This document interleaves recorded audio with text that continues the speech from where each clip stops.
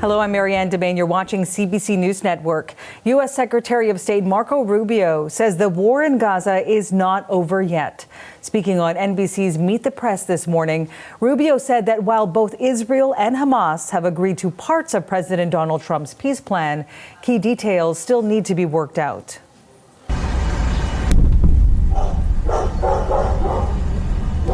Meanwhile, this is a view of the Israel-Gaza border this morning. Israeli air and ground attacks have continued to hit targets in Gaza, despite a demand from U.S. President Donald Trump for Israel to stop. An Israeli government spokesperson defended the action this morning, saying that there is no ceasefire in place. Hamas has agreed to release all 48 remaining Israeli hostages, both living and dead. Trump says Israel has agreed to an initial withdrawal line. Discussions on the exchange of Israeli hostages for Palestinian prisoners are slated in Egypt for tomorrow. But questions still remain over disarmament and Gaza's future governance. The CBC's senior correspondent Sasha Petrusik is in Jerusalem with more. Well, Marianne, things seem to be creeping toward, at least talks, if not an actual agreement at this point. Last night in Tel Aviv, we saw thousands of people out on the streets. These are hostage families and their supporters who are out there basically trying to push for a deal that would stop the fighting and, for them, most importantly, bring home the hostages. There's 20 believed to be alive and another 28 bodies that they want to bring back from those who they believe have died.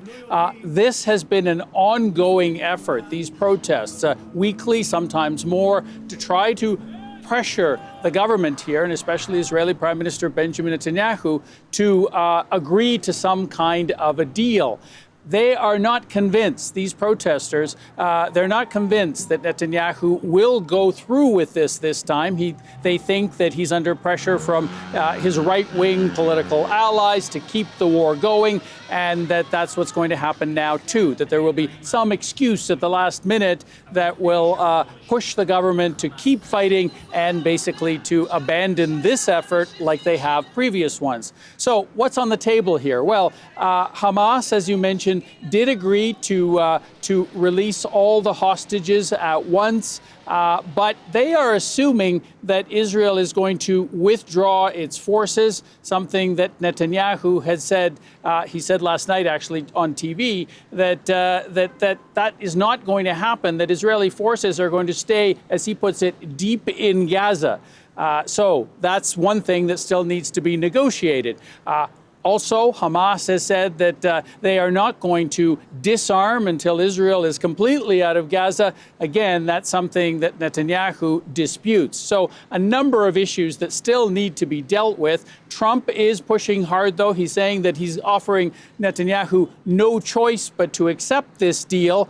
And he went on again to say that Hamas itself must move quickly or else all bets will be off. He's tweeting all of this, posting it on social media.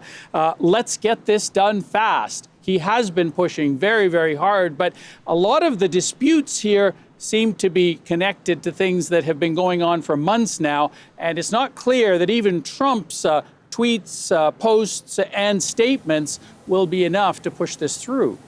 That's a CBC's Sasha Petrusik in Jerusalem.